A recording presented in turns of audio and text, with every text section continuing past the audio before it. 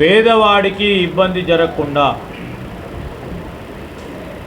మూసీ నది పరిహారిక ప్రాంతాల్లో ఉంటున్న ప్రాంతవాసులకు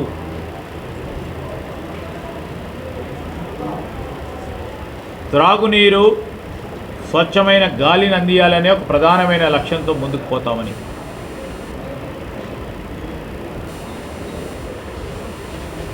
ఇబ్బందులు ఆ ప్రాంతవాసులకు ఎవరికైనా ఇబ్బంది జరిగితే బాధ్యతగా వారి సమస్యలను పరిష్కారం చేస్తాం, వెనుకాడ పోం.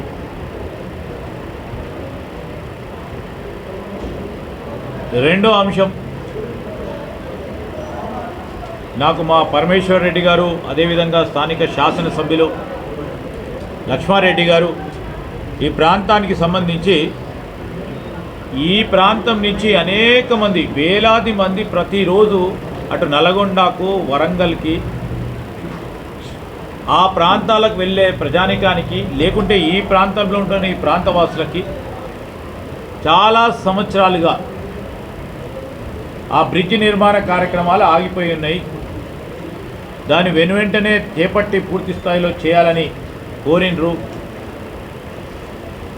మొన్న ఈ మధ్యలో మా మంత్రి గారు కోమటిరెడ్డి వెంకటరెడ్డి గారిని కూడా వారు కలిసినప్పుడు ఏదైతే కాంట్రాక్టర్ పరంగా ఉన్న ఇబ్బందిని పరిష్కారం చేస్తూ పనులను యుద్ధ ప్రతిపాదిక మీద చేపట్టే కార్యాచరణ తీసుకున్నాం. మేము ఎందుకు చెప్తున్నాం అంటే, నేను కూడా నిత్యం ఇట్టించే పోతుంటా అప్పుడప్పుడు. ఇక్కడున్న ప్రాంతవాసులకు ఇబ్బంది జరుగుతూ ఉంది, ఈ ప్రాంతం నుంచి ప్రయాణం చేస్తున్న వారికి కూడా ఇబ్బంది జరుగుతూ ఉంది. దానికి తోడు ఇక్కడ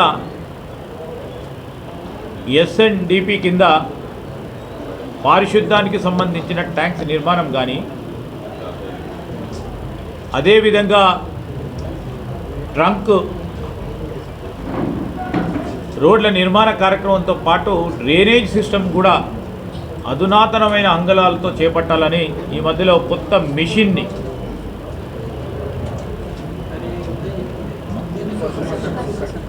సూపర్ సాకా మిషన్ని మొట్టమొదటిసారి మొత్తం జిహెచ్ఎంసీలో ఇక్కడనే మొదలుపెట్టాం.